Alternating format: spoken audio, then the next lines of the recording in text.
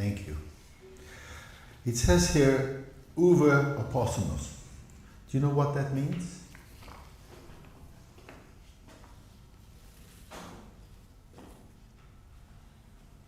No? Does anybody know what POST means? Anybody guess? It's very interesting.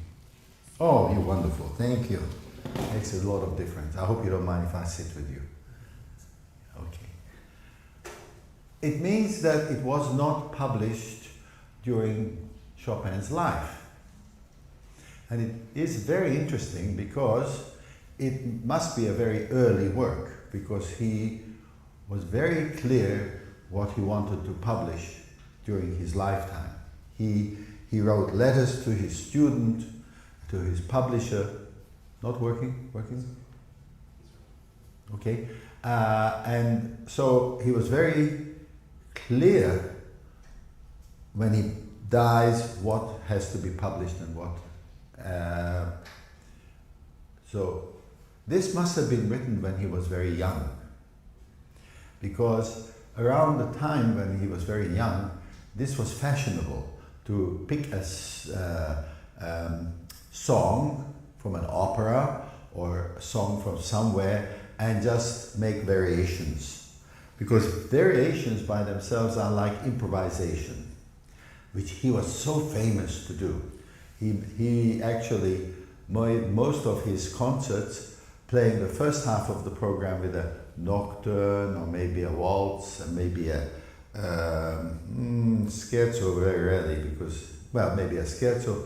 And then after intermission, somebody gave him a piece of paper with a Polish song or something like that, and then he improvised for half an hour. Who can do that today? Nobody. It's an art form that died with Liszt. We think Brahms knew a little bit, but didn't never do it. We also read that the best person, and of course Beethoven, Mozart did, and most of the time Bach.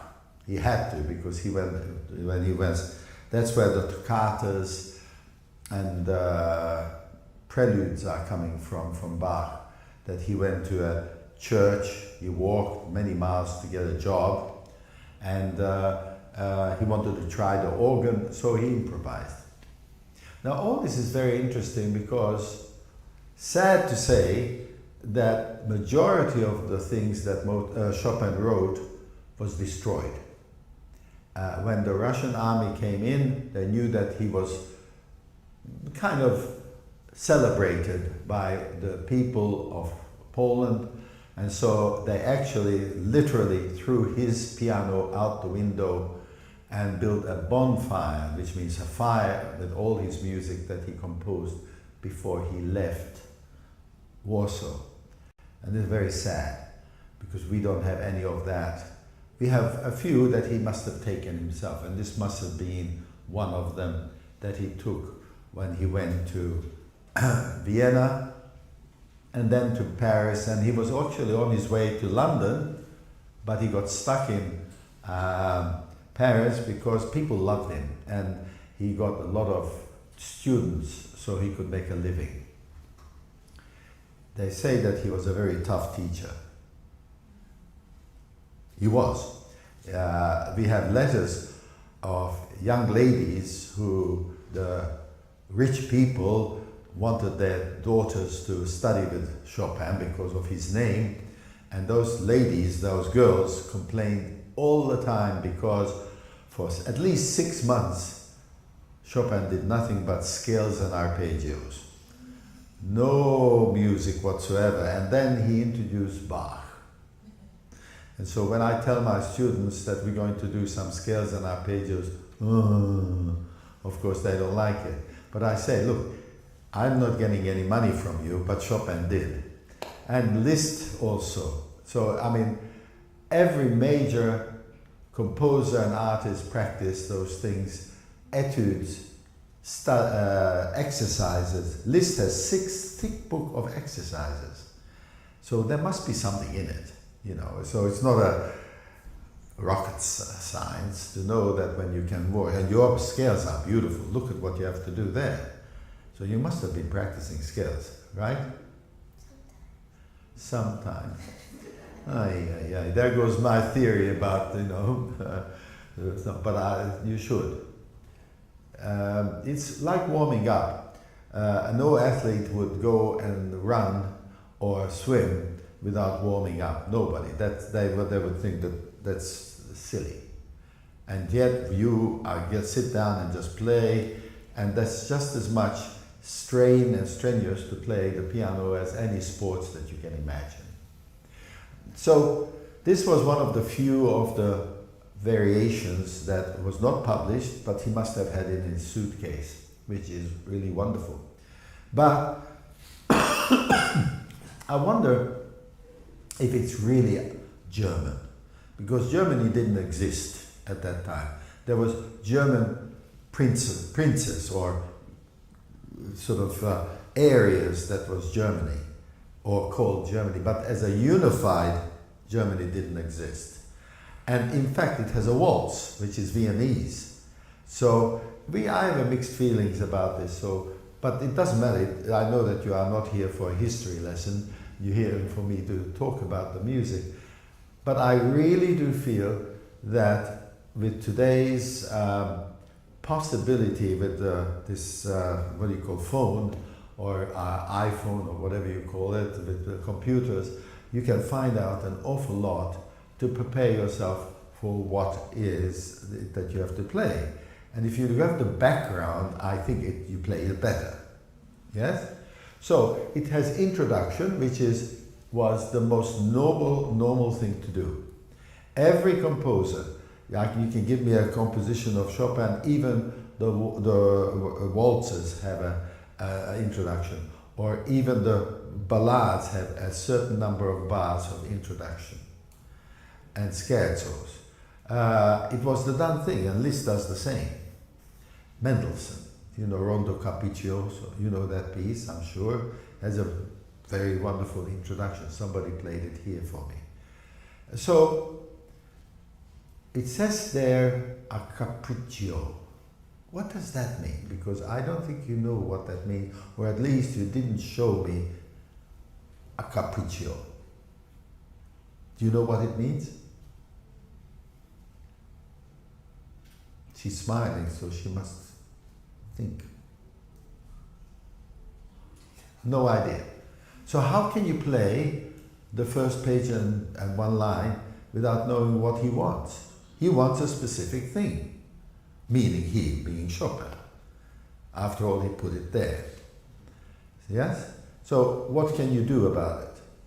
Ask your teacher, and if he or she is fair and does not know, you go to the dictionary, and if they don't know the dictionary, you go somewhere. There must be some way of finding out. Well, actually, it's very interesting because Capri, the first 5 letters, Capri, comes from the island of Capri, which some of you might know is a small island off the coast of Italy. What's it got to do with all this? And it has a wonderful place. It's very, very beautiful, really beautiful. But there's one part of it which is a mountain, just one huge mountain. Not huge, but it's, it jots out. And it's straight up, nearly. And so, nobody can live there, except goats. The goats live there, and back in the 1800s, people went there for holiday and they saw the goats eating away the grass, but once in a while they lost their footing, and they went like this, and then they started to not roll down, but lost their footing. And then that word, Capriccio, became part of the language when they saw a man a little bit drunk, walking on the street and not knowing where he's going, like the goat, Capriccio. Or in today's language, when somebody's capricious, meaning one moment he's this, next moment that, one moment sad, next moment this, free. What he is trying to do is to give you all the freedom in the world to introduce what later on will become. You play it absolutely like an honest person, evenly. So what can we do? Can you try to do something that will make it uneven?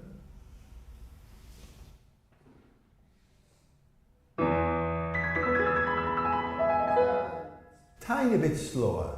And then go.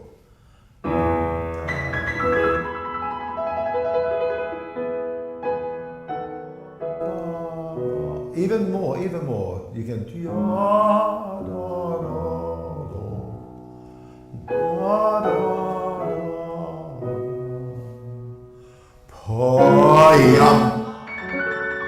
So that could be different. The first one could be a little slower. This could be a little faster. I promise you, there's not a policeman outside to make you feel wrong. This is all yours.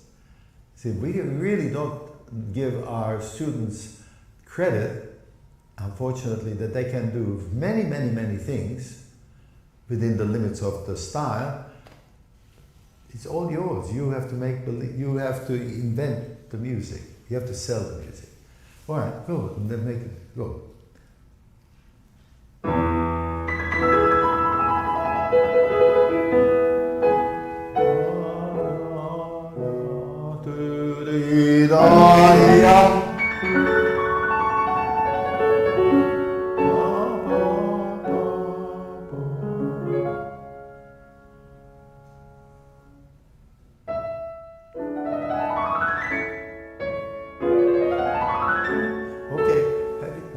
Can you play the left hand alone?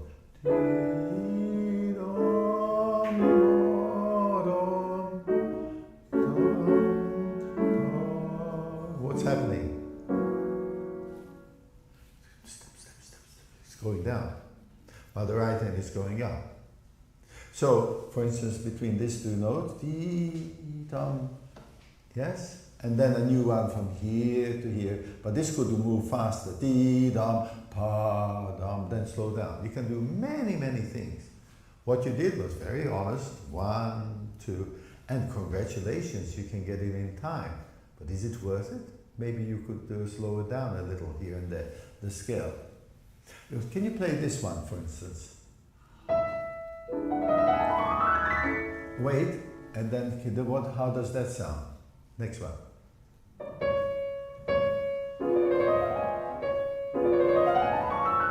So, wait, I can't see a thing.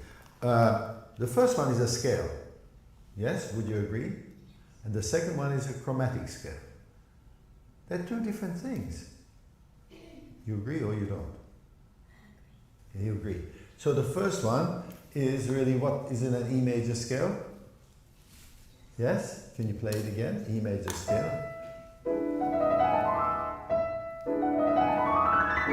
And the next one is so yeah, like that. So it's a different world. And also, if you put the harmony in there, can you play that one with the harmony? You see, with an ear of Chopin, he changes the openness. That's the first one, but this one is. You see, can you hear how different it sounds? Because it's a chromatic scale. This is just an example that we constantly try to find out the greatness of Chopin. How come at the age of, let's say, this must have been written around 19 or even less. Do you know that he never had a piano lesson in his life? It's true. Can you imagine yourself not having a piano lesson and playing like this? No. He's such a genius. And when he does something, you have to find out why. So I would play this one differently from that one. And then what about this one? Is it different to that one? And is this, every one of those different? And every of the chord requires you to play differently because they mean different. Now that's your homework. It means also that if you play everything the same way, nobody listens to you after a while. It's just one after another. Okay? I don't want to spend, we can spend hours and hours to discover this great person. But Okay, so after all the scales, it becomes more melodious. You didn't do that. Do you know what delicato means? Delicately, which means absolutely.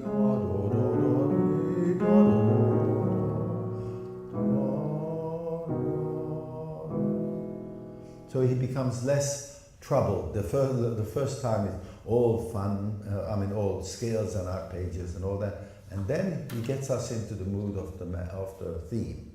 Yes? Which is normal. Right, can you play me the theme, please? So, does it start on the beat or off the beat? Off the beat. What does that mean to you? Ba-da-dum, ba-da-dum, bum, bum, bum, dee-da-da-da-dum. It's a very gracious piece, sort of music, isn't it? You understand gracious? It's beautiful. But you start like that. Da-da-dum. You have to show da-da-dum. And I did that all day today with everybody. Because upbeat, not being on the, is a motor. So every time this starts on the upbeat, it's like gives you a push. Dee-da-dum, bum, bum. If you instead of da-da-dum, that stops the music. So you're working against yourself, really. Can you try? Dee-da-dum. And you have to breathe. Dee-da-dum.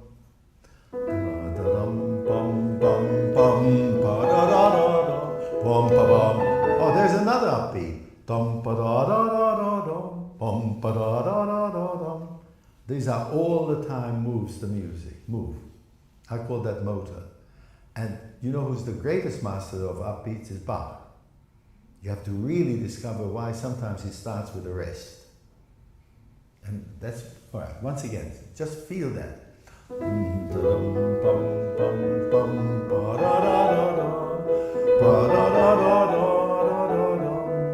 Here we go.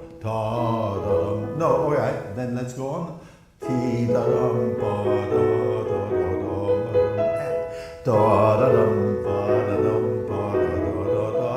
Wait.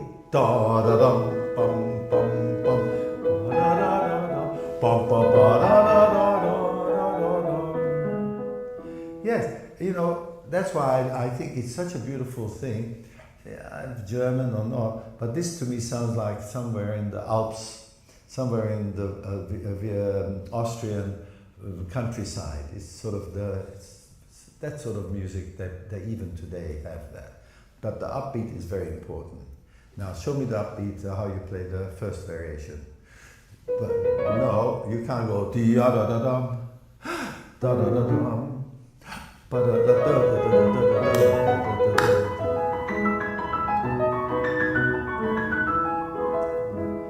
So, yeah, beautifully, elegantly dressed.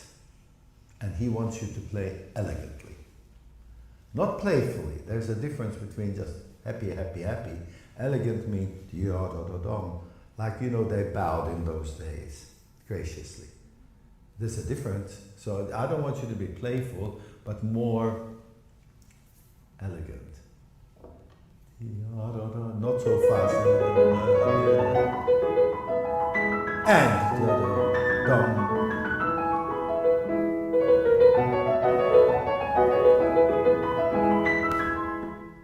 So, well, you're getting the idea. Variation form, you have a big task ahead of you. And anybody who does a variation. Because a composer just doesn't sort of say, I better write something now. They write it, but then they group it according to their wishes. And each variation is a contrast to the one before. So after all this, what does he do in the next one? What's scherzando mean? This is happy. Playful, go for it. Ta-ya.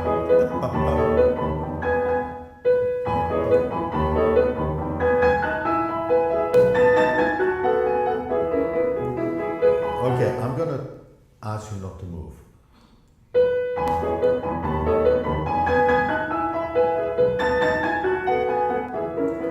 You know what? You're playing better. You're interfering with all these movements that you have. It's difficult, isn't it? You agree?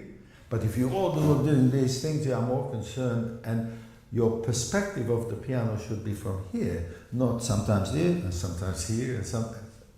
Try it again, no movement.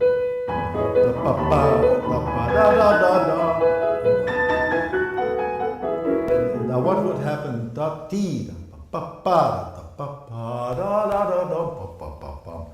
You have to jump from here to there. Take time. Why not? You play very well, and it's very jovial, but you can do it even more. Because when you're joking and you're having fun, you can't do it in time.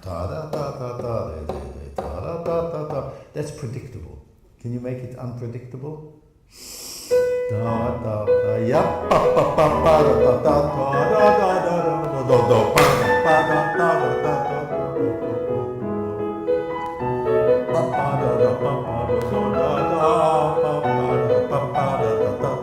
Take time.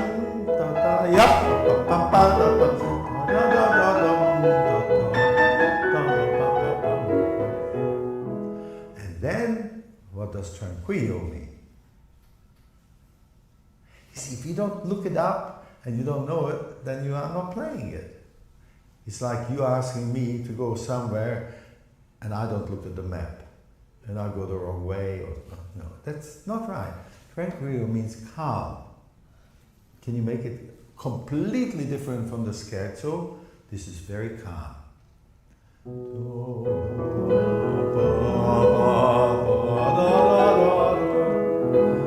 Even the left hand. Can you make the left hand not?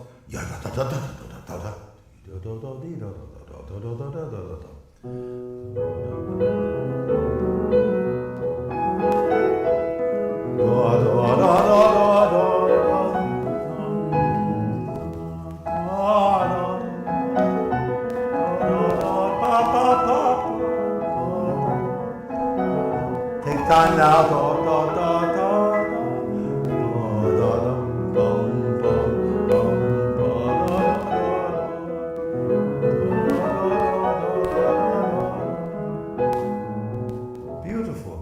Can you feel how the calmness after the scherzo was so good? Can you imagine how good it is for the listener? The contrast. Now the next one, it says less movement because it's a little bit more serious. Yes? Can you try it?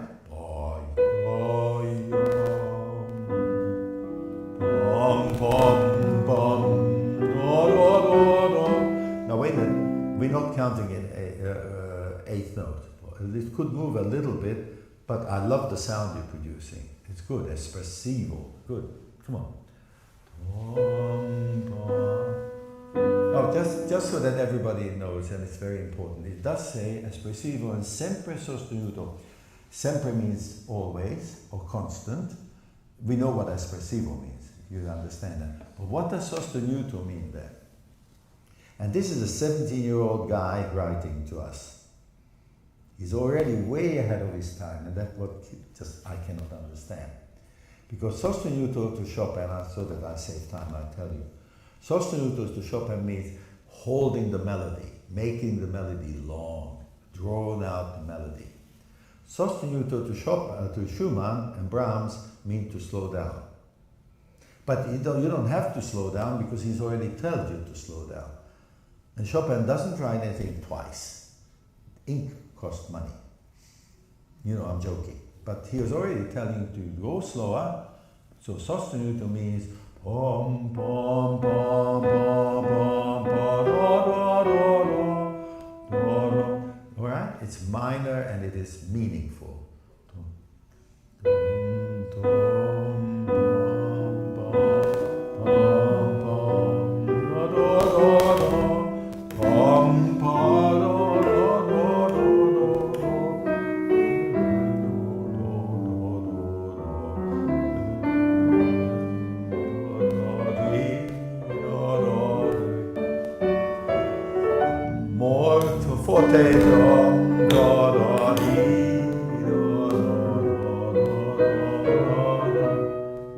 Now he reminds us to keep the low length going. Pom, pom, pom, pom, pom,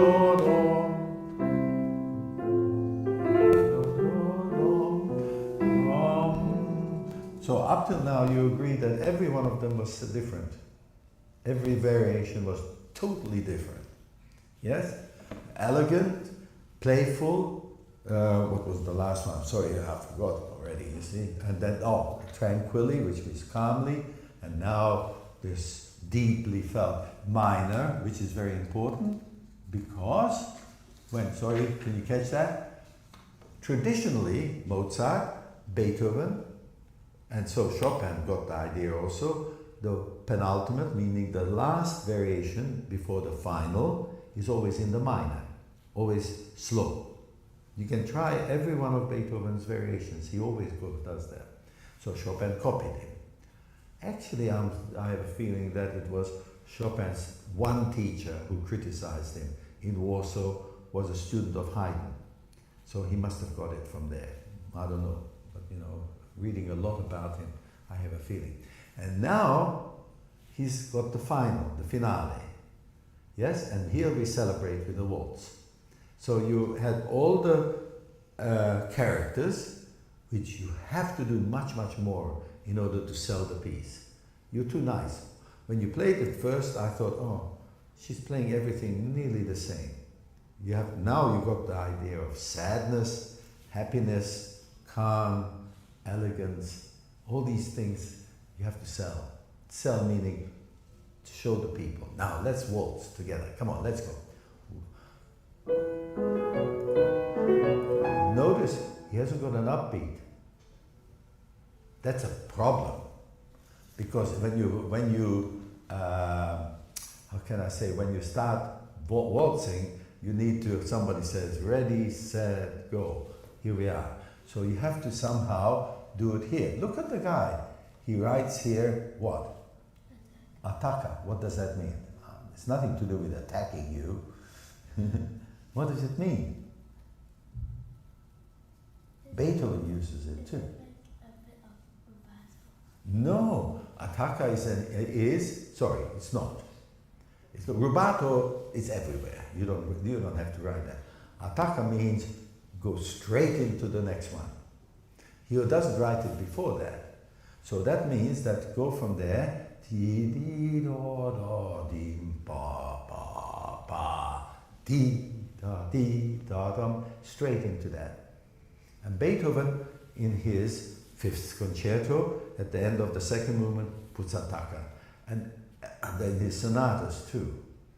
It is a word which means get going, next, without break. All right? Can you do this?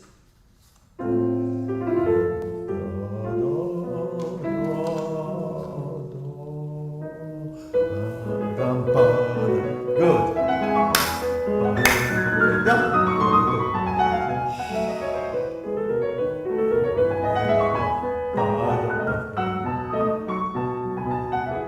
Breathe.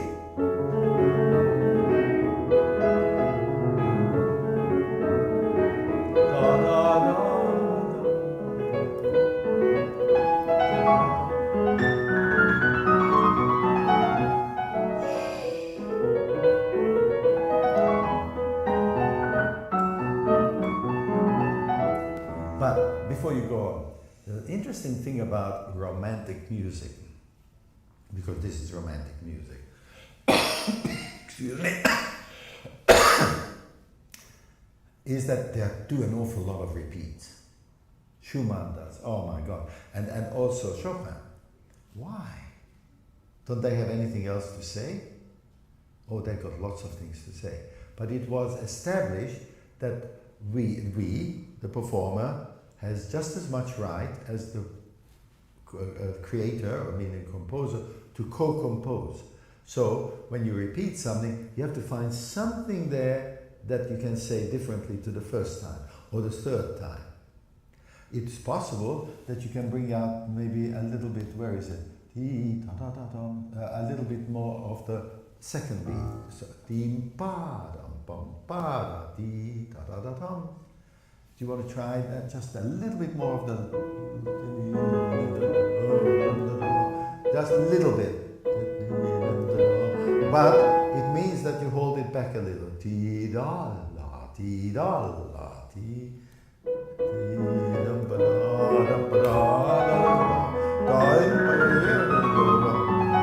And once more.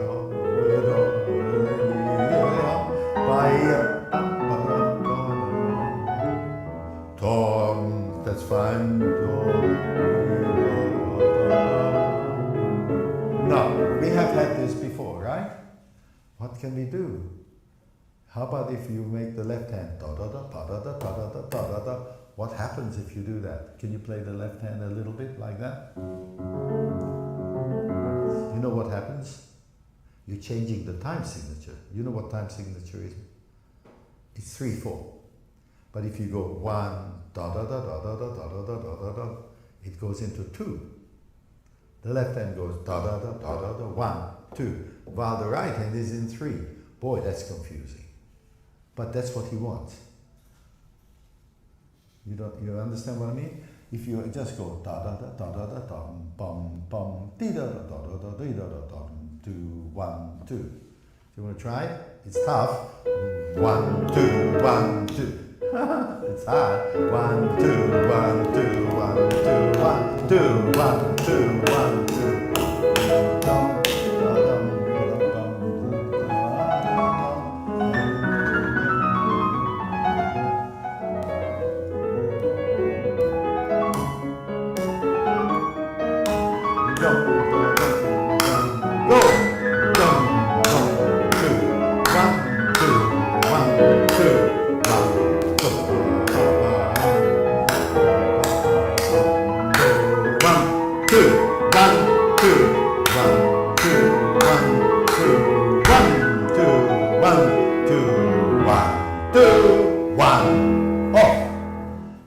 That's what Chopin did all the time. And everybody would clap. You're good, very good. You see, I drove you a little bit too hard, but you can do it by yourself. The reason for that is for the last half a page, he doesn't change the harmony. It's the same harmony. So it's just simply, you have to do all the notes about the same harmony. And once you do that, there's not much to say. And he did that on purpose. And if you have a wonderful way, you can learn there are a couple of other variations. He does the same thing. Then he grew up and did the first ballade, and after that he became a serious man. I don't know how, but he did. Congratulations, well done.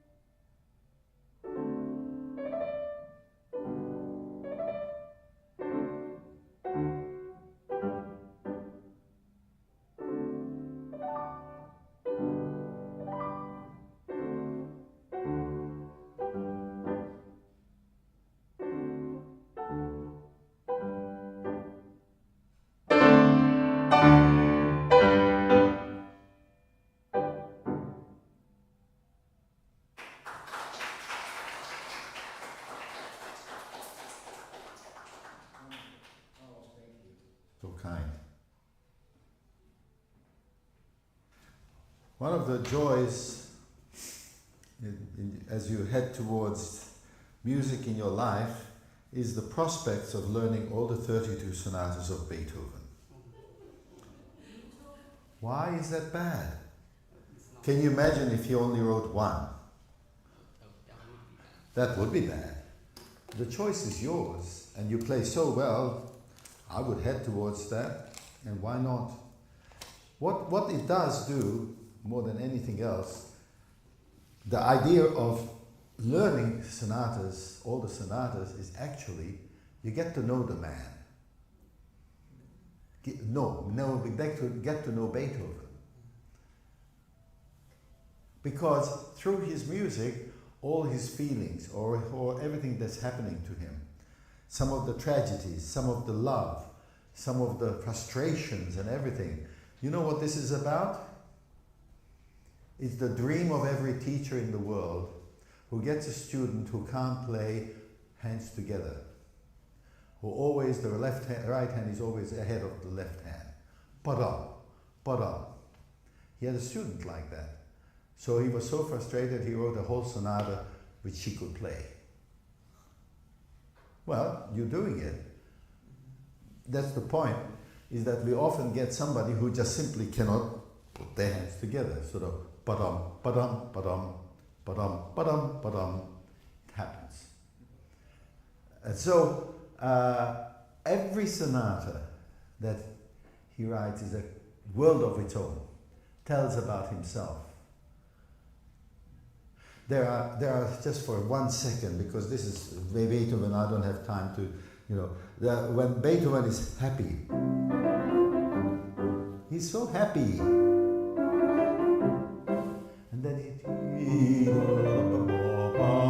when he's sad, when he's very serious.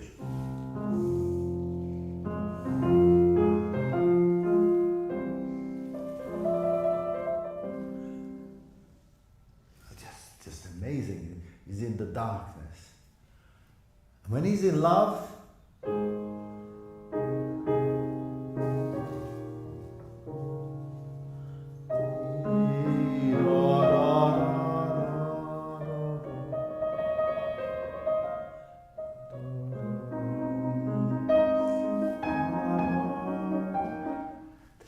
nothing like it.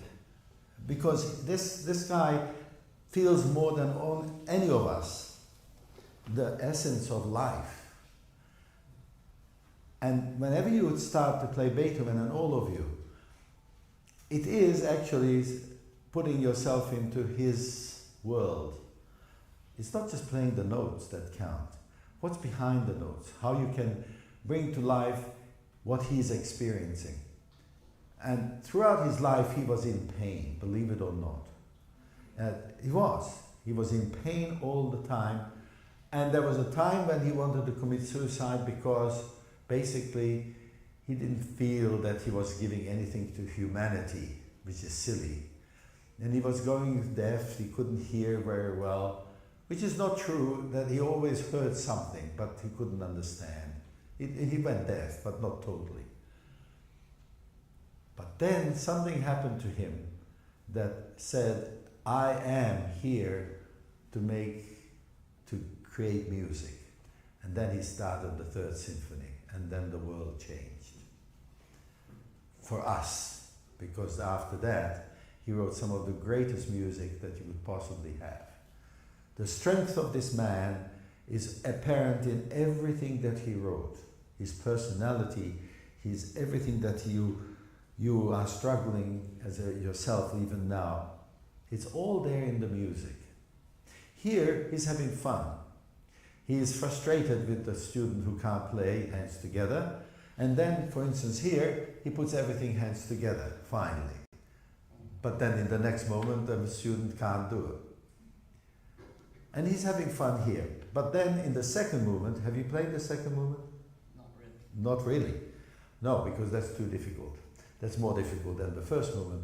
He's having fun with those singers in the opera who believe that they were the greatest. Like even today, the opera singers, they think that they wear the world's problems on their shoulders. and the prima donnas it's called, and he's having a wonderful time in the second movement, jovially giving arias to them on the piano. So you have a wonderful adventure ahead of you as you discover this great man. So to help you, how many times you have to do this? How many times? You didn't count. Not too much, but I would say I'm guessing, because I haven't played this for years and years and years, at least 8, 9 times you will have played the same thing. Do you think that you should play it the same way all the time? No way. Well, you were close to it. I know that you are in this wonderful hall, and you have great people here, and you have one of the best pianos in the world. I mean, it's a beautiful 9-foot Steinway, but you have to treat the situation. A big piano in a smallish hall, you don't want to play it like you would be playing in Carnegie Hall or in the music here, big hall. So a forte is not. And then you will say, but it says forte. Well, what does forte mean? Any idea? Anybody? Yes? Go ahead. Loud. No. No. You're not getting the prize. Anybody else? Come on. It's a wonderful word. Sorry? Prize? What? Prize? Surprise. Surprise? No. Anybody else? Come on. No parents, please. Oh, okay. Well, what you are good at? What is your best thing in school? Come on, tell me. Music. All right. So how about? All right, music. So your forte in life is music. Your strength. Strength. Somebody is very good at mathematics. Oh, his forte is math. He's pretty weak in English, but his forte is in math. We use that all the time. Strength. Being good at. That's what it means. So forte means actually not loud, but strong. So if you say, well, then I can do it strongly all the time. Yes. But then I say, okay, let's see, there's a beautiful tree outside. I don't know, but maybe there is. And I would say to you, how many types of greens are there on that tree? And then you say, oh my God, there are so many greens. But you still use the word green. You understand what I mean? There's so many ways of playing forte strongly without playing it the same way. For instance, sometimes you can, just sometimes, I'm not saying there, but if you just bring up, see, then it's more of a trumpet call, because I bring out the top. What would happen if I just do it as a chord? You follow what I'm saying? Yeah. You can, so many different ways of exploring the sound differences. Sometimes you don't have to play that loud either. So, for instance, so let's start from the very beginning, please. Ta-da! Bottom. Yes. Already, why not play? You see, she couldn't do that. She? It was, yes, it was, this sonata was written for she. Sorry, I don't mean to be gender-oriented, but it's true. So, ta-da, ta-da, can you play that more beautifully? Instead of just playing it fast. So we have a curvature here. You understand curvature?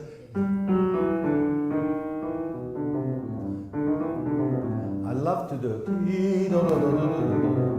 Now, what does that do to the music? It simply clarifies, gives an ample opportunity for the listener to hear dee da da da da da da da da da. But if I do this,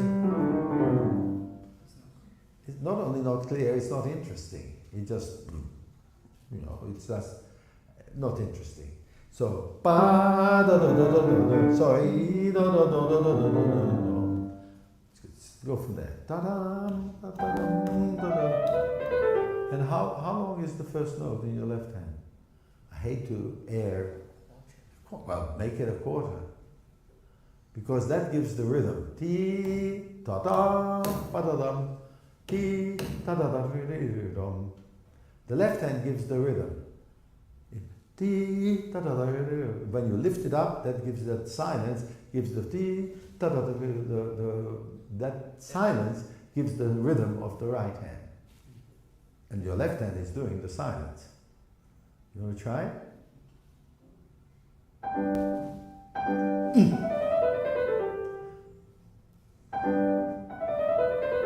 Can you play this a little different? There are 3 notes there. Can you tune it for me? I like the second one. No, I think that's too much on top. I would like to hear the bottom note a little more. That's too much, way too much. You know what I call this? I do this with my students. Cooking. Yeah, we are cooking and so I say, needs a little bit more salt. Then you say, well, all right, again. No, I need cayenne. Okay, so it's just jokingly saying, we change the sounds. You know what? You start to listen. It's not just... And from the very first moment you set the example of what you want the sonata. This is a joking sonata, or that's what the happy sonata, or whatever you want to call it. It's not a serious thing. G major, it never is. But if you do this, that stops the music. Somehow you have to find the meaning. I know I'm picking on one note, but that note sends the whole sonata on its way. It's the left hand, not the right hand. The right hand has already started. It's the balance. The left hand is too loud, it stops.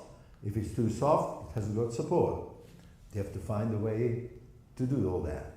Boy, it's tough to be a pianist. I agree too. But you know, those pianists who listen, somebody who's listening all the time for it, it's manageable. Never easy. Come on, see if you can do it and then we go on. A little bit more. Yes.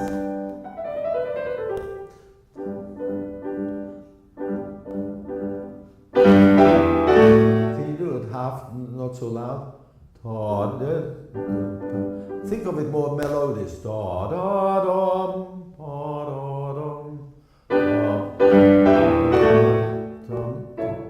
But is the left hand have to be that loud? No. It will be heard anyway. Now, how can we make it more beautiful? At the moment I hear ta. Well, the sound bounces because you're putting it down so fast that the felt or the hammer hits the string so fast.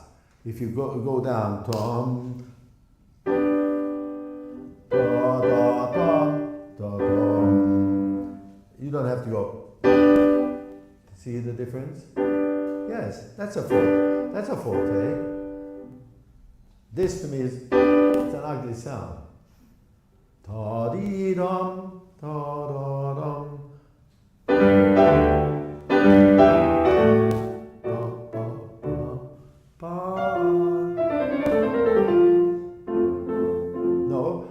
But there's no legato in there. Ba-dum, ba-dum, ba-dum, ba-dum, ba-dum. No, you're doing this. Ba, ba, ba. Pick it up. That's it. Ba-dum, ba-dum, ba-dum. And if you don't realize it, when you're practicing, say to yourself, ba-dum, ba-dum, ba-dum, ba-bum, ba-bum, ba-bum, da-dum. Play it now. Da-da, da-da, da-da. Da-da, ba-da, ba-da. That's crisp. Da-da,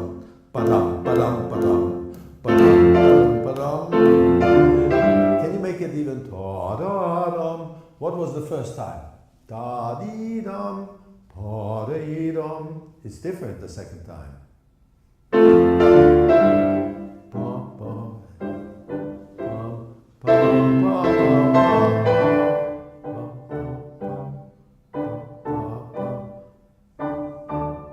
So when you play something, nobody can hear that. It's like chickens. You know,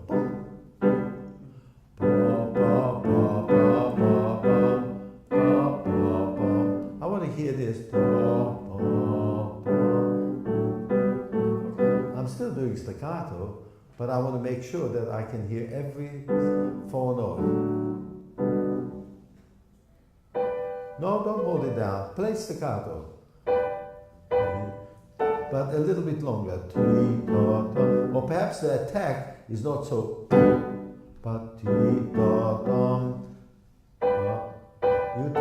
You see, you're too fast. That's right. Go. Just put it down. That's it. Now play it from here.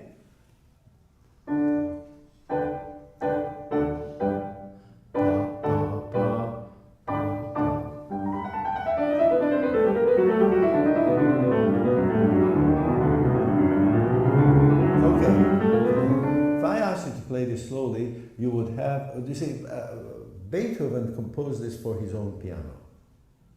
Yes? And at that time, they didn't have a machine to do all the strings. So every string that he had, not manually, it was made by, by hand. So every string was different. So when he played up there, or here, or here, or here, it sounded all different.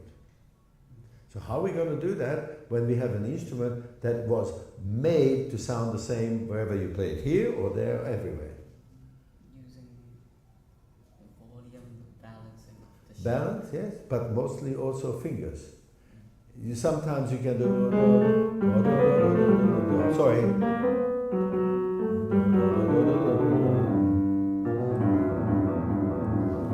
A little bit more detached. Especially when you get down in the no, there you would the legato, more legato. Come on. Now more fingers.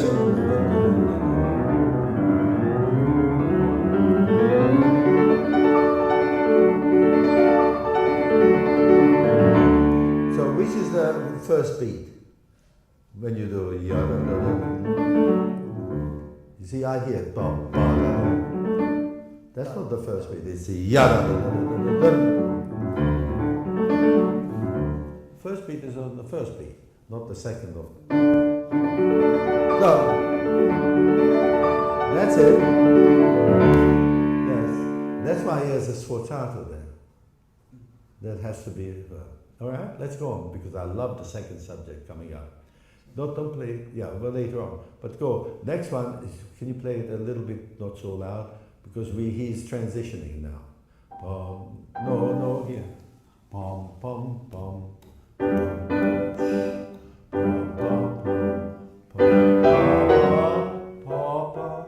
Who would play that? Woodwinds. Wah, wah, wah. Blow on it.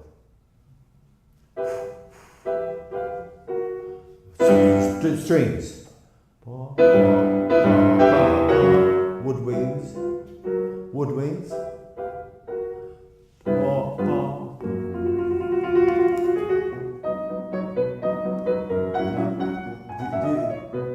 Is it a little bit drunk? Pa pa da da da da da da pa da da da pa da da pa.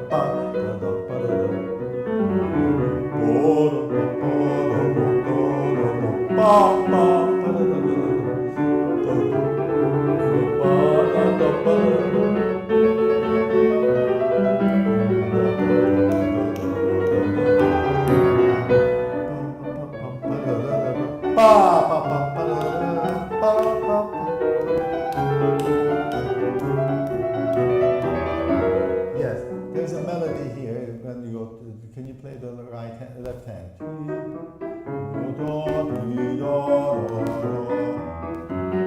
Yes, you have to go to feel it.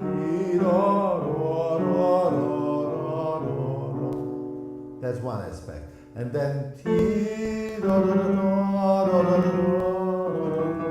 those have to come out. It's like can you play the top notes in your right hand? Wait, and I want you to play the bottom in your left hand. No, it's this.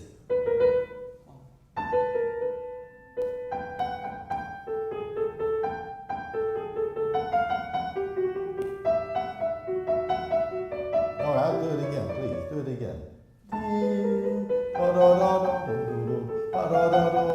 So it's like two persons talking to each other. Yes? Yeah. And the only thing I heard was they're talking they're talking against each other. But here's the thing. Once you play it with two hands, which is easy, then you get it into your ear and then you struggle to put it in one hand. Because you already got it in your ear and you know you have to do something of that nature. So you got two persons there. When you play off the beat, you have to hold it back a little bit because it's a surprise. Yes, that's why all of this is a dance. That highlights the offbeat. That's why it can't be so fast because you need the chance to play all of that in a sort of not serious manner. In the 2/4, which is a fast tempo, when you have the so how many times have you counted loud while you're practicing this? Not once. Yeah, but unfortunately, I don't mean to put you on the difficulty of saying it. Why do you think that I would like you to go 1, 2, 1, 2, 1, 2, 1, 2, 1? Because if you would be a conductor, you would learn it that way. 1, 2, 1, 2. And the pulse is the most important thing that Beethoven is relying on to get this to be really vivace. Which, vivace means what? That's the problem. Viva, anybody, vivace, what does it mean? Everybody looks at each other. I don't want to make a fool of myself, or I better not say anything. Viva means what? Viva means life. And look what he says, allegro vivace, full of life. How are you going to get full of life if you don't feel 1, 2, 1, 2 inside you? Make sense? Yes. Allegro means fast. That you do so well, in fact, fantastically. But where is the life in this? It's not dead. No, it's very close to being life, but you have to sell these things. You have to really feel it deep down in order to transmit it to the people who's listening to you. All the time, count, count, count. It makes a lot of sense if you feel the pulse inside you. Metronomes doesn't do it.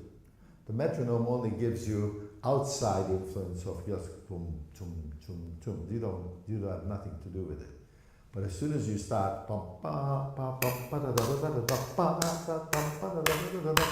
you really start to feel the pulse. Yes? Let's go on to yes, if you can do that again, and we'll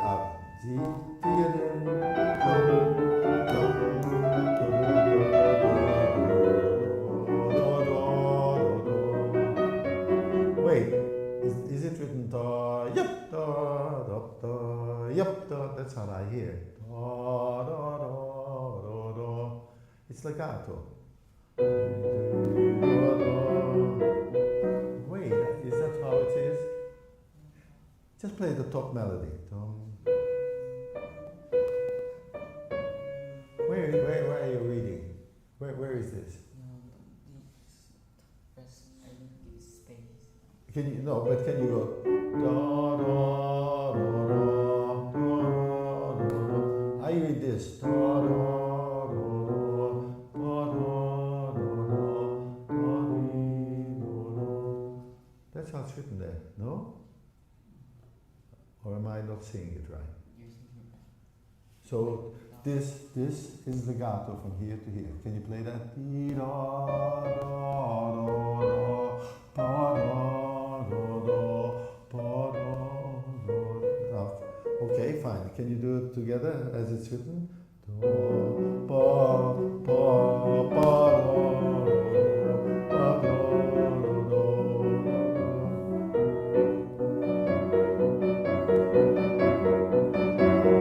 So one of the things that I really advise you and anybody who plays Beethoven is to listen to any of his symphonies. Not any, all the 9 if possible.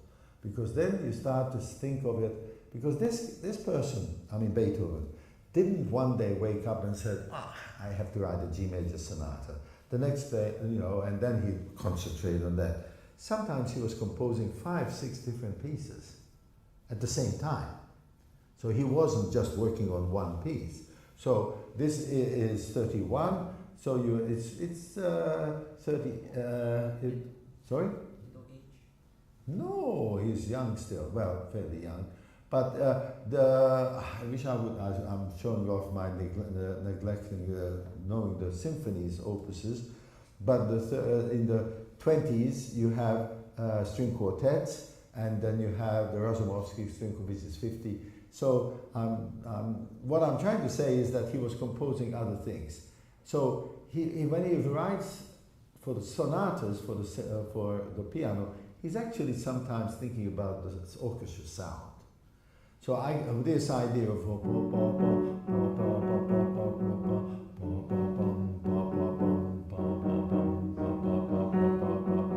I can imagine strings playing like that. It's not like you're doing. It's more and more. That's it. That's it. Good. No. Could you make it legato on top? Because that's the oboe playing. The oboe is definitely playing. Why do I say oboe? Because the oboe has this plaintive sound that goes right through the whole orchestra. That's why they tune with the oboe. It sounds even above every orchestra member. So I can imagine that this is the string, and this, I can't say it, you know what I mean. But see if you can do it, come on. No, that's legato. Yes.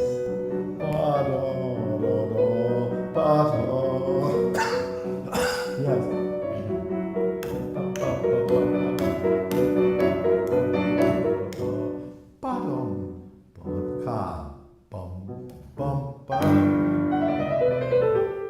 Now we go to the development section.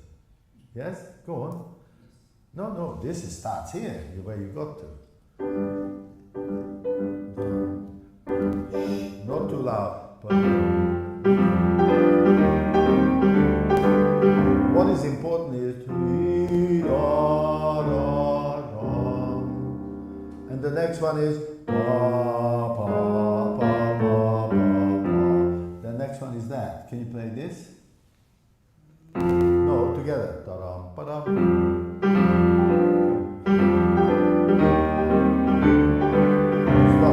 Now play this one.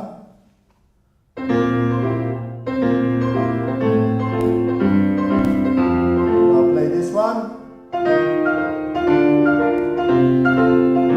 So what is he doing? Getting more intense. So if you play the first one so loud, how are you going to get more intense? It's at the peak already. It's already at the peak. After that, is your mama here? Is your mother here? No. If she yells at you, what do? I know what I do. Well, I wish my mother would be here. I listen a little bit and then I shut off if she's constantly yelling at you. You know? What? Never mind. Okay. Well, that's by nature. If somebody plays very loud music at you, you shut it off in your ears. We do that automatically. But we become very interested if it moves. The next one, and the next one, and the next one, we become involved with it.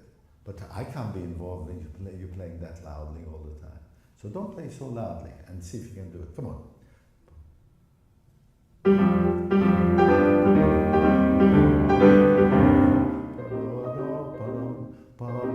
No, there's no.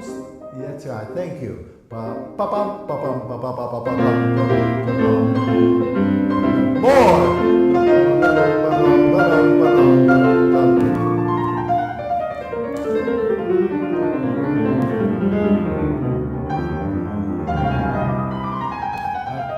want to congratulate you because that's one of the most difficult things in the sonata.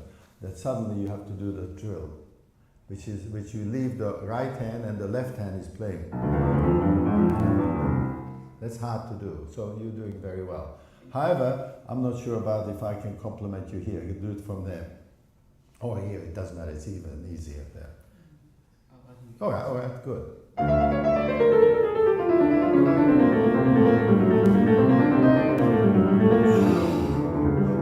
Da, ba, ba.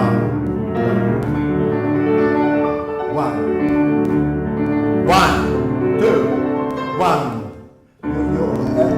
Listen, you're always playing the second beat. Da da da da da da da da da da da. It's not ya da da da. He's even telling us to do it on the first beat. You're not doing it. Da da da. Yeah. Unfortunately, it's ingrained in your playing, so it's ya da da da. It's not pa pa da da da da. But ya. So practice by doing loud and soft.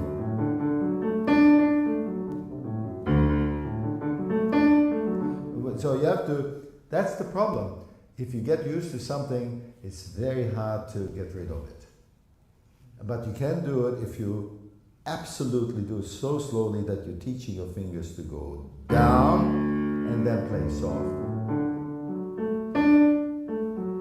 Extreme. Do you understand what I'm talking about? Because you're really doing something not 100%. I must do something more, which is in the original and it's not in this score.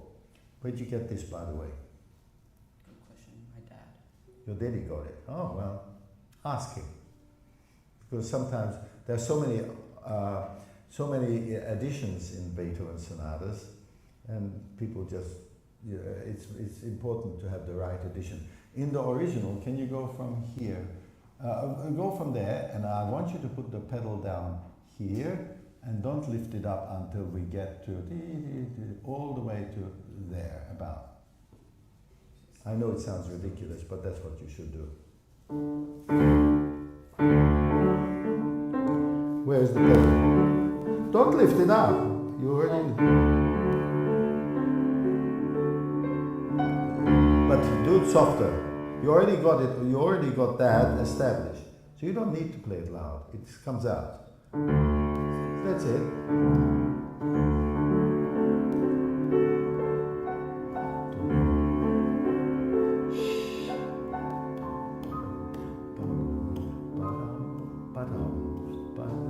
Go on. Here comes the. Oh, you lifted it up. The whole point is you go in one pedal. Beethoven wants that.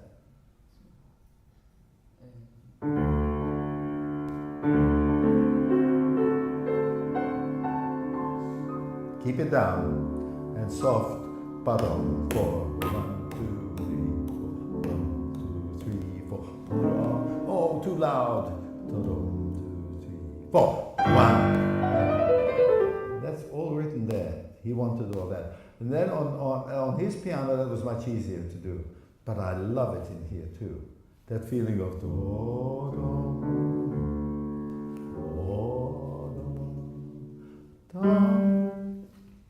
okay? I hope you have got something out of it. But the point is that in this sonata, he always goes da-dum, ba-dum, ba-dum, ba-dum, ba-dum, ba-dum. And even loud and slow, soft, he's doing it constantly to bring home the idea that he was very frustrated with his tune. But that's a joke. It's a joke. It's a wonderful idea. He never repeats it. By the way, he never repeats anything, which I don't never understand. Even Mozart doesn't do it. How can he remember what he did 40 years ago? I don't know, or 30 years ago. I don't remember what I did yesterday, and here he is. So I hope that I encourage you and inspire you a little bit as you embark on your road ahead, because it's a long road. But I learned the sonatas. I didn't perform all of them, but I learned all of them, and I wanted to do it because I wanted to get to know him. And there's no other way. Listen to string quartets, listen to symphonies, play all the Beethoven, the 5 concertos, that's for sure. I mean, without that you can't live. Maybe 1 or 2 sonatas you don't have to do, but the 5 concertos, essential in life. It's like oxygen. Thank you.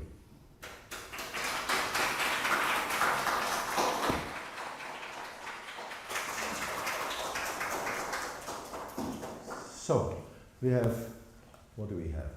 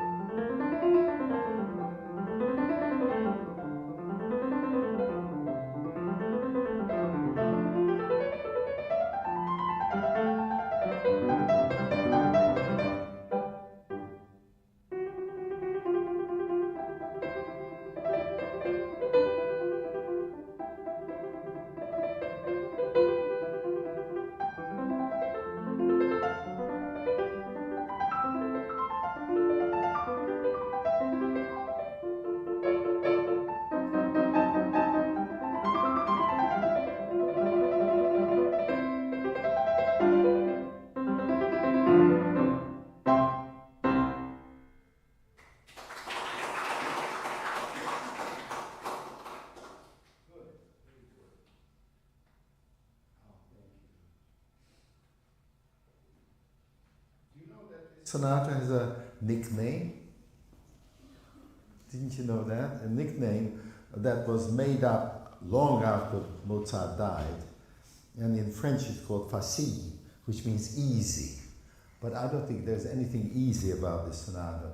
But usually there was a time in the 1890s or at the beginning of the last century where teachers would say, this is the first possible sonata we should give our students, which is wrong because there are easier sonatas than this, but that was the belief, so it got a nickname. First of all, I I don't know if you realize, but you are a very lucky lady, girl. Because here now, probably you can get the most authentic and most wonderful edition of all the Mozart sonatas for about a quarter or 1/8 of a price that I would have to pay in America. Because that's what I did. I bought all the Mozart, a long time ago, all the Mozart and Beethoven sonatas in China because it's cheap. And it is the edition is Hanley or Wiener Urtext. You have an edition here which is, if I'm here, I don't want to be rude to you, or I'm not rude to you because I'm rude to the editor, it's terrible. It adds, it says things in there which Mozart could never even dream of writing. It's like Mozart going to the moon. It's just not possible. You know, and the accents, do you see this accent? No, he never wrote anything like that. It doesn't make sense. Whether you do it or not, it's a different matter, but that's number one. All these things he would never write, all these what we call legato markings, because he would use the legato specifically in certain places. So I would recommend very strongly, I don't know, I think it's a Schirmer edition around 1890. I don't get a penny out of it, so I'm really advocating, if nothing else, and I know that probably here in the library you can pick it up in this school and copy it out or have a look what the real thing is, because he doesn't write any of these things in there. And of course, it's very easy for me to say, oh, you shouldn't do this, you shouldn't do that, and then you say, but it says there. So we believe what's in the music, but we should have a score that is believable. That's very, very important. And that goes for everything. Whether you, and I know that every one of you is playing some Chopin pieces, you can't just pick it up by going to the internet. Those are out of date, number one, and because there's a certain amount of time has to be before they become public property. Once they become public property, you can download it, as they say. And I don't mind, I use it sometimes, just to have a look at what it says. Especially, for instance, the Beethoven Sonata Schnabel, which is now public property. You don't know that, but that's a fantastic edition. Just to have a look, just to have a lesson with Mr. Arthur Schnabel is an incredible experience. But that's not the original, because he suggests many things. There are a lot of things here are suggested. Now, regarding your playing, you have to understand the concept of classical music. Classical music as opposed to, let's say, romantic music. Classical music, the composers chose material that match each other, which means that you play it in one tempo. Whereas the romantics reacted against that. You understand, reacted? They said, we don't want to have the same tempo all the time. We want to change the tempo here and there. So that's very important to know the difference between classical and romantic. Do you understand? I'm here, I'm thinking that you understand everything. Yeah, you're good, great. So what you're doing is you change the tempo all the time. All the time. And first movement allegro, usually with Mozart or for Beethoven, is much more serious than the last movement.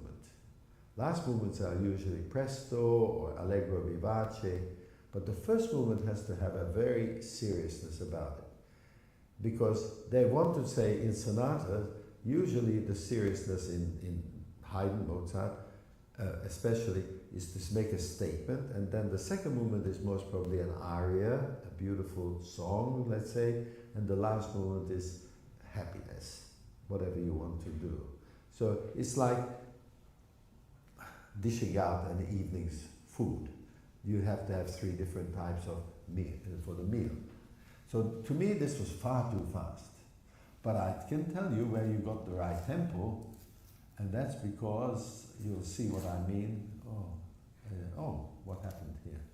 Second movement already. Could I ask you to play it from here, please?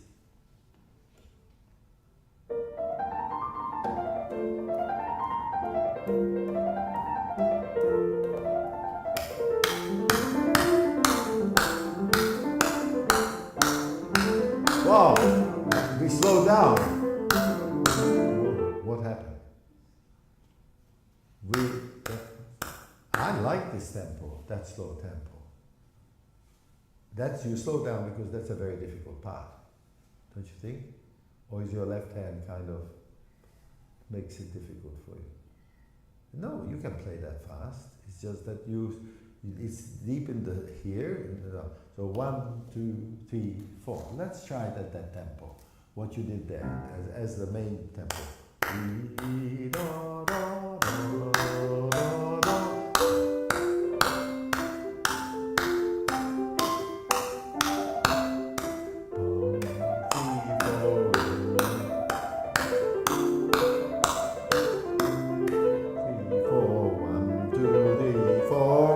2, 3, 4, bum, bum, bum, bum, ba, da, bum, bum, bum, bum, bum.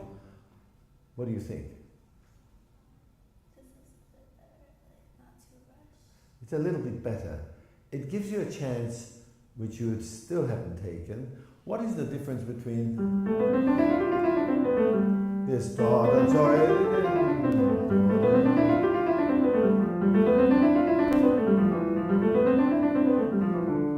then it changes.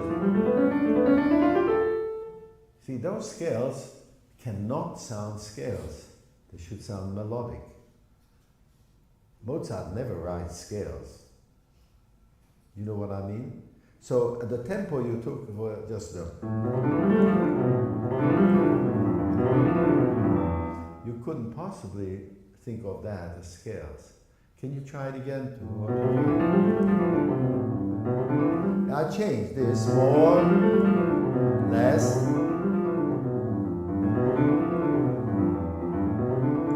And I change here because we're going further. So how do I change? The articulation. This I do legato, less legato.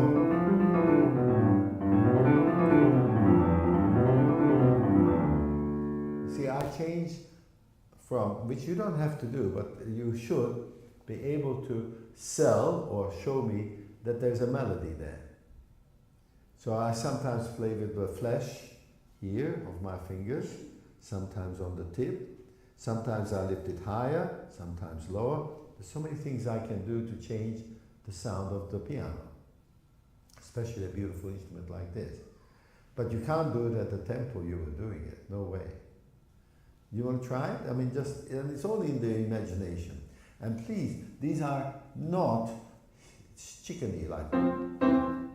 On the contrary, pum pa da dee dum pum pum pum pa pa. See, everything has a function. Yes, left hand should help, not just play there.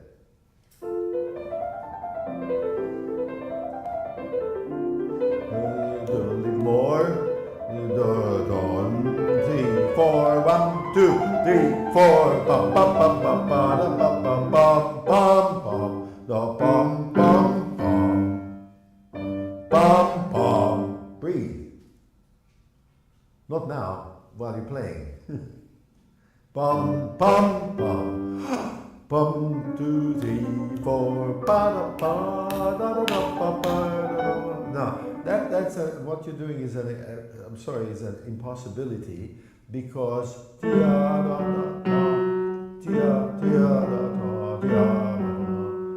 accenting the second beat of a bar, and that just simply they cannot do. In classical music, the first beat is the most important, then the third, the second, and the fourth. That's the hierarchy of how they composed. It's like 1, 2, 3, 4, 1, 2, 3, 4, 1, 2, 3, 4, 1, 2, 3. So it's I think he couldn't write this. Do, 4, 1, 2, 3. See, it's wrong. It's so ingrained in their thought that the first beat is very important. You cannot do ti do ti do.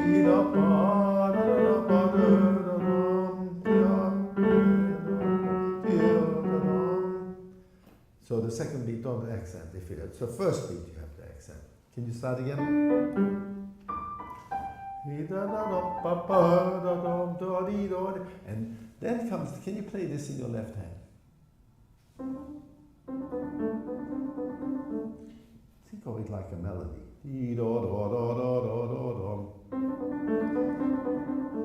Is it, you don't like it as a melody? Or you haven't thought about it as a melody? You know, when you go, do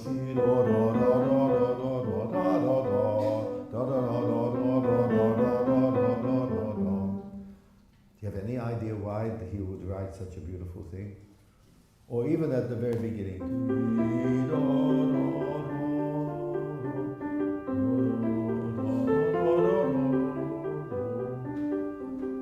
You might think, oh, that's not so nice, but I think it's fantastically beautiful if you play it well. Not you or anybody. Do you have any idea why? Because Mozart's forte piano, that's what it was called, not a piano like this, he couldn't make a difference between the left and the right hand like we can do it on this piano. The left hand was just as loud as the right hand. So in order to make it interesting, he made the left hand interesting. Otherwise, you know. So this part, do, do, 3, 4, do, do, do, do, so, do, do, do, do, do, do. Sorry, I can't do it with the right hand, it's the left hand.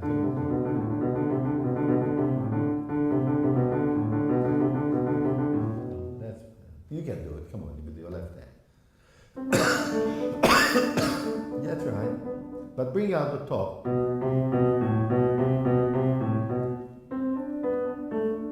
That's it. Yes.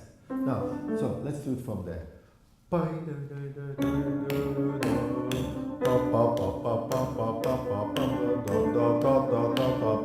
No, sorry, I was hoping for the right hand as well. Come on.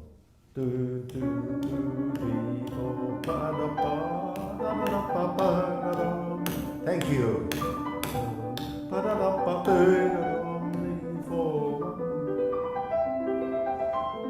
Now, so what's happening here? Simply chords. The left hand has to play it evenly. Can you play it once slowly for me? So the first one is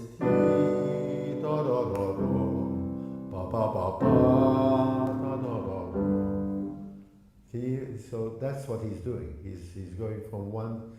Do you have any idea why? So he is actually modulating. He's having a good time bringing in lots of other keys. Try it, but it has to be even. Yeah, da da da da da da da da da da da da da da pa pa pa pa pa pa pa pum da da da da da da da. Okay, now can you do it in tempo? But listen to the left hand, so it won't go evenly. Da pa da da da. 1, 2, 3, 4.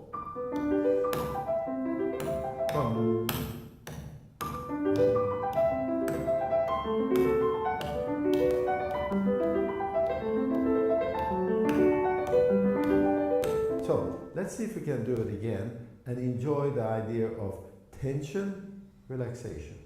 Tension is the first one. Relax. Tension, relaxation.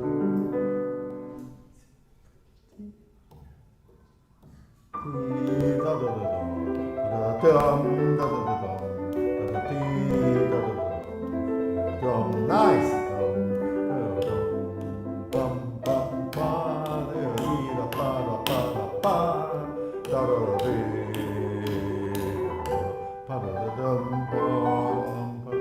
Oh, can you play the left hand alone there? Just. Do you think that I can hear that? It's written there. Is it a real staccato? Maybe, but that's editorial. Because I want to hear it. It's not. Can you hear that? Doesn't resolve. This must resolve to the I have to hear that. Otherwise, I can't go home. That's it. So.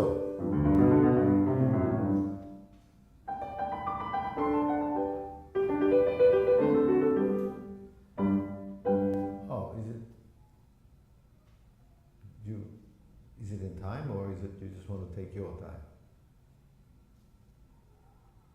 Because what you did, da da da da da da da da da da da da, pum pum. That's not in time. Try it again. Da da da da da da da da da da dum da da.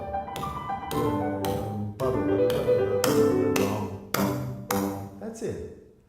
It's much better. Then what happens next? Drama. Go on. Show me. What happens next? Dom.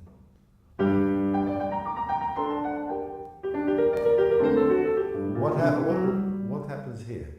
So you manage to get to G major, right? From C major to the dominant. Correct? You know that.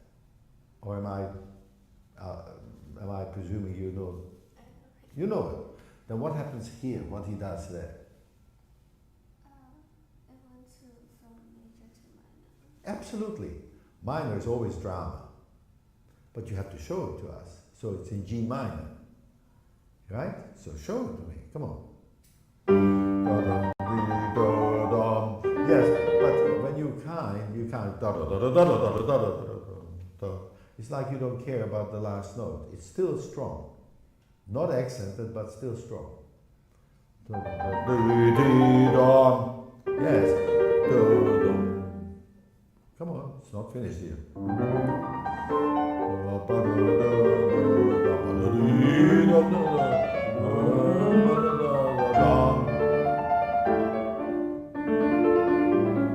Is that in the minor? This.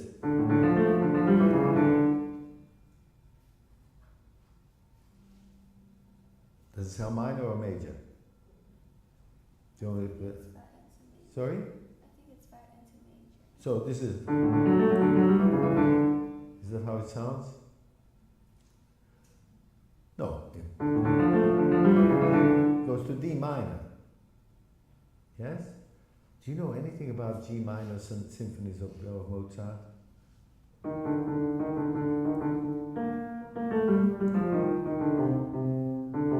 That's the G minor famous symphony of Mozart.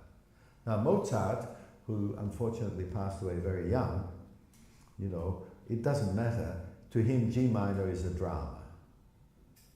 Do you know anything in D minor? I don't think so. Sorry? I don't think so. Oh, yes, you do. The Mozart D minor concerto, you must have heard that. If not, then you better run home. Because it's one of the most dramatic things he ever wrote, and Beethoven picked it up in his C minor concerto. He respected Mozart so much that he wrote cadenzas for the C minor concerto of Mozart. So it's drama in both cases. But what I was trying to get to you is this knowledge that you're going to get as you progress and understand music, that the G minor is it's one color, and the D minor is even darker color. So he's going to even further into the darkness. Now you might say, I'm making this up. I'm not. I feel it, and you will too. Try it again. So first in G minor.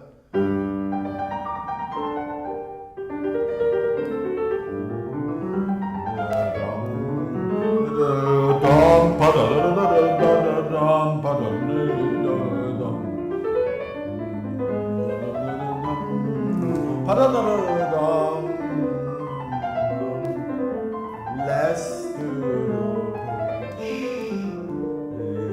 watch it now, Tom. So what happened? The drama stops and we are in what key? That's easy for you. F major. Do you know anything about F major? It has a B. It has a B flat, but the flavor of F major is springtime. It's totally different from the drama of Don Giovanni and everything. Now you might think that this is difficult. It is difficult because we are not how can I say, we are not aware of the keys that were so important to composers and the listeners in Mozart's time. And I feel very much my duty is to make sure that every key, every scale that you play has a flavor, a color. I jokingly say, to me, F major is springtime. Now, I'm not making it up. Pop up for a second. Because F major to Mozart in his sonata is this.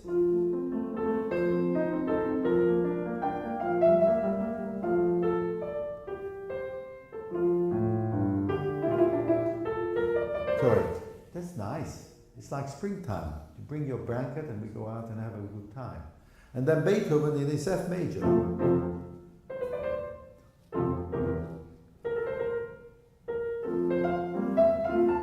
So composers, it's so important, Ellie, to understand or try your very best to make it a sort of make it something that you want to know about. It's being curious. Why did he choose F major just there? To diffuse all the drama that was inside him. And then he says, oh, let's relax. And that's your way of relaxing us, because this is not relaxing, you must admit. It's full of drama, yes, for a long time. And then suddenly he goes into F major, which is a terrible thing to do because it's the wrong key. You should be in C major. But C major to him was not really a good idea. And then you realize that he made a mistake in what we call the theory of sonata form. Because the sonata form, what you are playing, you should come back to the original key. But he doesn't. And that's why you're having difficulty in the left hand, because that's where he's trying to get back to C major, which is the key that he has to finish.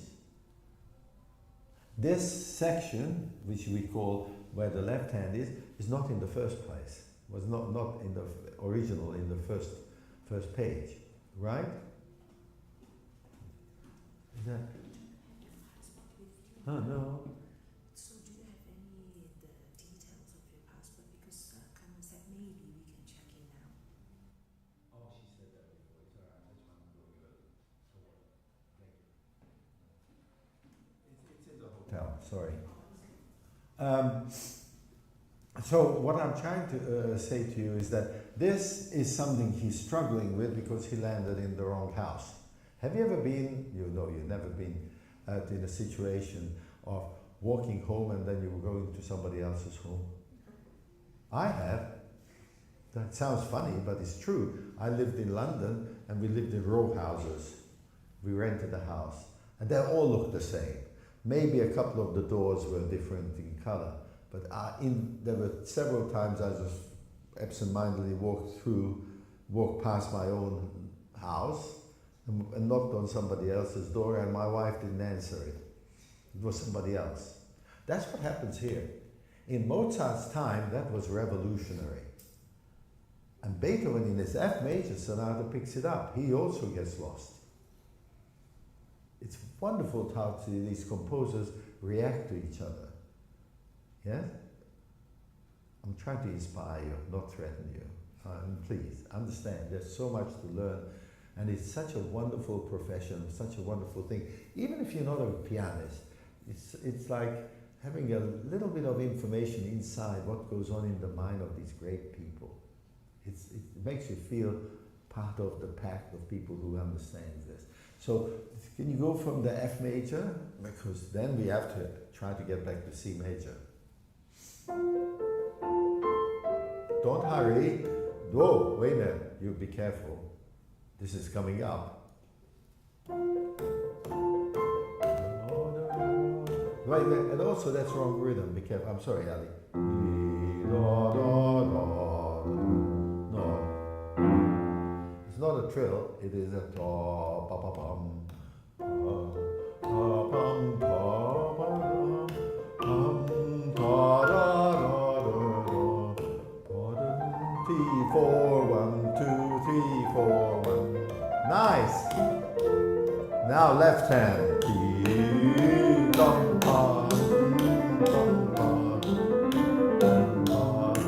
And we are home.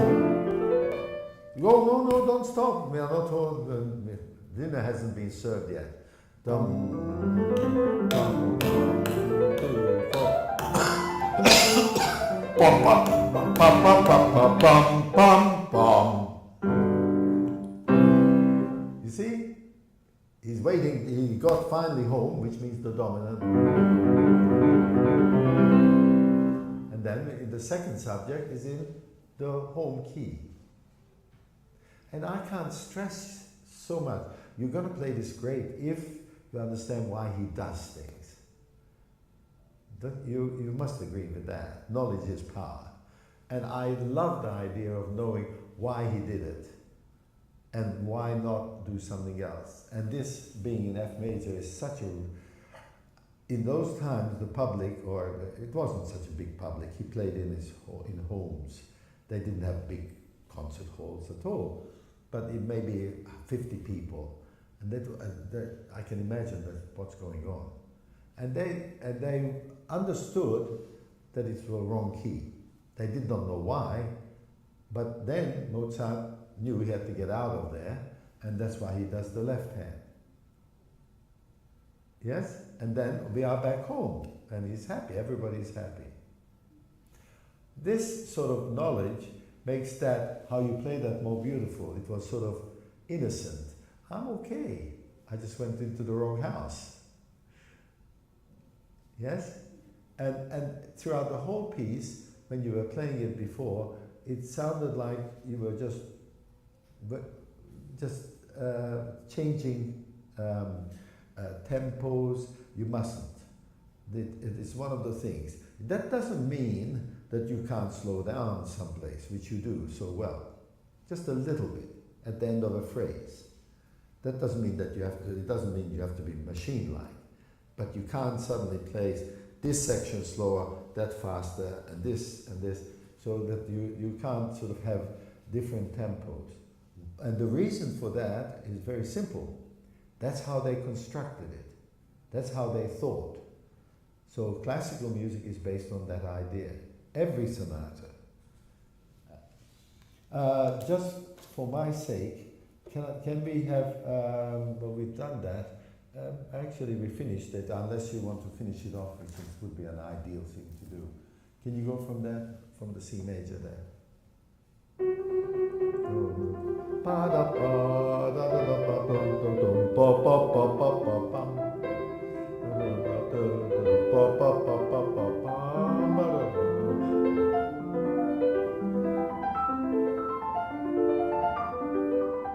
Now, see, Mozart does something which is incredible. You heard it, that he goes up higher. Why? There's nothing else to do.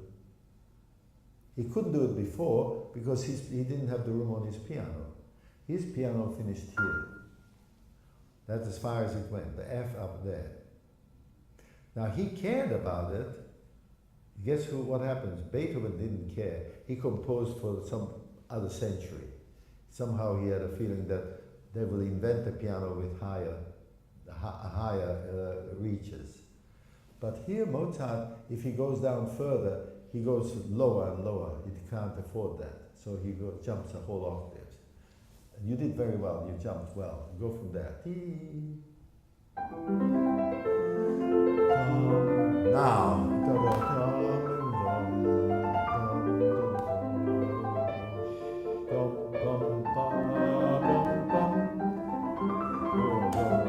What happened? Tempo.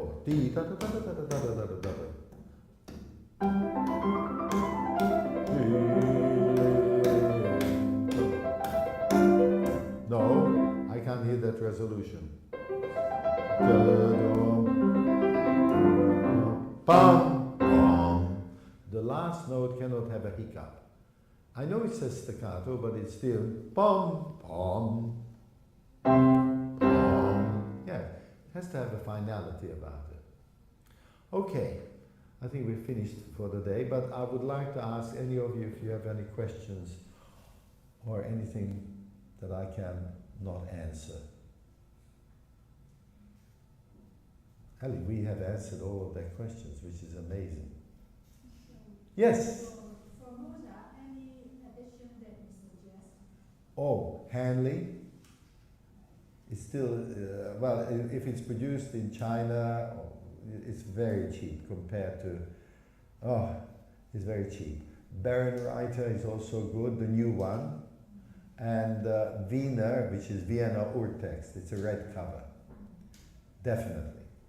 I don't know where she got this from, but probably I think Daddy got it from the internet as a download. From an app. An app? There you go. That's an internet as far as I'm concerned. Well, but please understand that today I have in my computer, or I don't know where, in somewhere, some of the handwritten Beethoven sonatas, his own handwriting. And it is so different to watch the man's writing. It's an inspiration for me. For instance, Mozart was pretty neat, but Beethoven was pretty sloppy in his writing. And both of them had one thing in common. They got very excited in writing down something in their mind. And so as they went towards the end of the line, sometimes you could feel that their hands was not fast enough for their brains. And they just scribbled a little bit and started again the next line.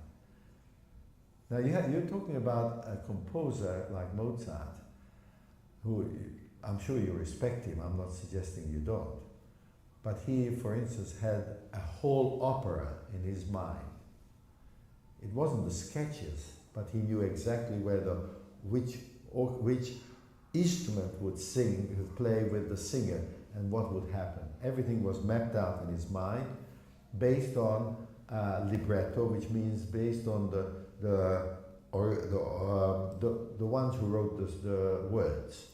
The words came first, and he discussed that with the librettist, and then he knew what will happen. But he is the one who had the task of bringing it all together through music. And he really begrudged the time that he had to put it on paper because he had it in his mind. It's a waste of time. Why can't somebody have one of those AIs or APs or what's today that you think about it and it's already written down? Is that true? I don't know, I don't think so. But it will come to that, I'm sure that we will think about something and the result will be there. And then you will think, how would Mozart play it? And the computer will show you. I doubt it. I don't know. I can't. I don't think so. But so handwriting of a composer is so influential for me. It really does make a difference. But of course, you can't afford that. What you need to do is to make sure that you have good score. This is not, definitely not. And you will find that out when you get the right one that do that. Because it's like our Bibles, let's put it this way. We really have to believe in this. Or whatever it is, we believe. Okay? All right, well thank you, I enjoyed it.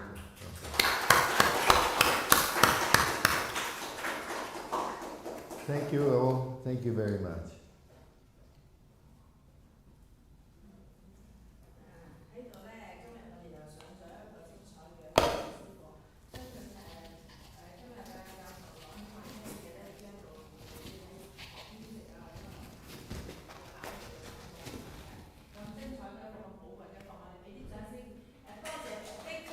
Oh, thank you.